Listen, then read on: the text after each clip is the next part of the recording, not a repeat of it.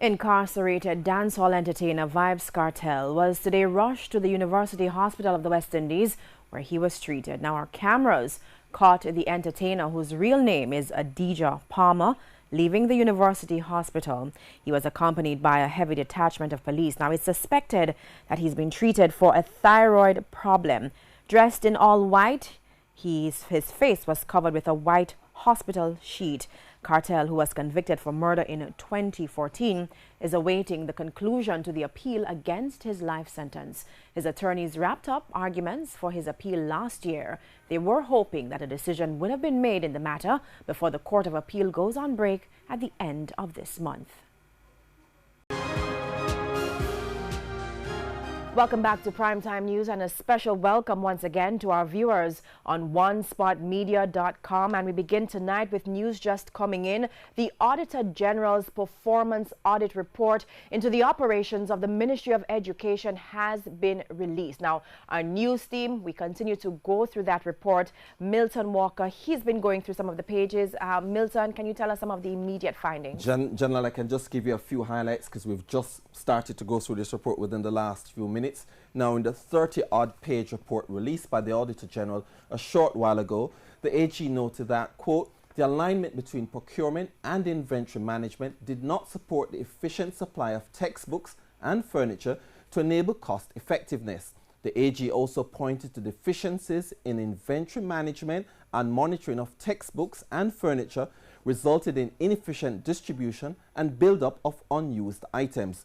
Now, as it relates to the Caribbean Maritime University, which has been in the news lately, the report said, quote, despite warnings from the National Contracts Commission, the Ministry of Education entered into design and build contracts with the Caribbean Maritime University, the CMU, for construction works at 9 schools without following required control and due diligence procedures to enable receipt of value for money. Now, there's much more, Janella, to comb through this report. But as we continue doing so, here's what the AG said must be done. Among other things, the Ministry of Education must urgently put in place appropriate systems to enable better coordination between procurement and stock management to facilitate time planning for contract award to benefit from greater economic savings through competitive bidding. Now, as I said earlier, we'll be going through the report and we'll be providing more answers in subsequent newscasts. And of course, Milton, we will be getting the reactions from the opposition as well as corruption watchdogs in the days ahead. Thank you so much, Milton Walker. Again, if you're just joining us, the Auditor General's Performance Audit Report into the operations of the Ministry of Education has just been released. There are more calls for greater care on the roads after 6 persons, including 4 children, were hospitalized due to a motor vehicle crash in St. Mary. The crash happened Saturday evening on the Pompano Main Road, close to the intersection with the Coastal Highway. It's understood that the vehicle was heading towards Ocho Rios when the driver tried to overtake a line of traffic.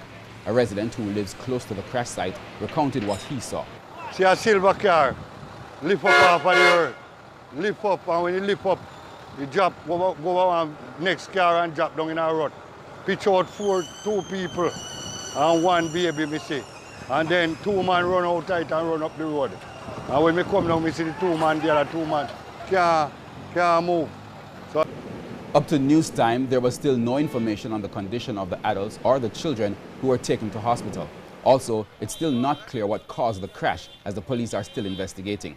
However, residents in the area say speeding is common on that stretch of roadway. They are echoing the call for driving habits to change, not only there, but across the country. So what we need to do, drive careful on the road. Because the young boy, them are the problem. Them are drive bad. Me drive every day at Kingston. I just come from Kingston. And I pay sight, me I sight them. I pull off on the soft shoulder for them. The police have confirmed that entertainer Keshan was shot and killed in Old Harbour, St. Catherine early Saturday morning. According to the police, the 24-year-old dancehall artist who resided in Marley-Mount, Old Harbour, was shot and killed shortly after midnight during a dispute with a licensed firearm holder in an area known as Sharper Lane. The Old Harbour police report that during the dispute, she threw several stones into the licensed firearm holder's car before stabbing him several times. It's also reported that the man discharged one round from his firearm, which hit her in the upper body. The entertainer reportedly died while undergoing treatment at hospital. Keshan, whose real name is Kenisha Brown, was known for songs such as Bubble Your Body and The Goods, which she recorded with incarcerated dancehall artist Vybz Kartel. Up first this evening, word that the water supply systems for Kingston and St. Andrew are again at crisis levels. The National Water Commission revealed today that some sources for significant catchment facilities have completely dried up. The NWC gave an update on Monday, linking it to the ongoing drought conditions. Milton Walker has our report. Brace for tighter water restrictions. That's the message from the NWC as it revealed that most of its catchment facilities for Kingston and St. Andrew are below 33% of capacity. The NWC's corporate communications manager, Charles Buchanan, says, as predicted, limited rainfall is taking a toll. The rainfall levels have been severely below the normal levels, and that has been the case for several months in much of the island, and has continued to present severe challenges for operations. The limited inflows have seen the operating level at the Mona Reservoir declining from 35% on July 8 to 33% on July 20. As drastic as that sounds, Mr. Buchanan says the Mona Reservoir is among the better cases. In some cases, we have seen some small systems that have dried up entirely. We have seen others where the declines have been more than 90% decline. So we are operating the system on 10% of what it normally needs to meet the needs of the customers. Those include Harbour River, which supplies sections of Bloxborough, Mountain House, which supplies Somerset and adjoining areas, and Violet Bank, which supplies that community. Levels at the Hermitage Dam have fallen from 80 to 76% over the past few weeks. Systems in West Rural St. Andrew are also being impacted by the shortfall in inflows. The NWC has committed to shutting down operations in some of these areas in order to rebuild storage levels.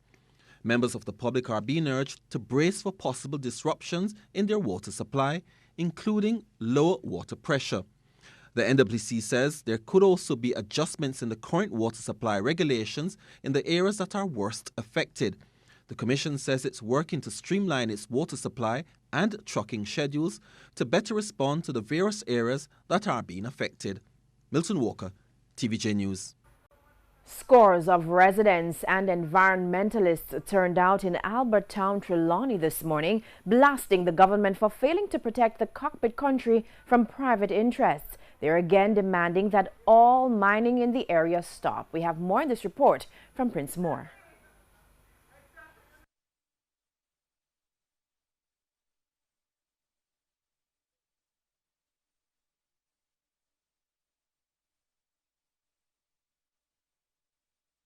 The Cockpit country, a serene, lush area in Jamaica's interior, but sections of it are now under threat from mining.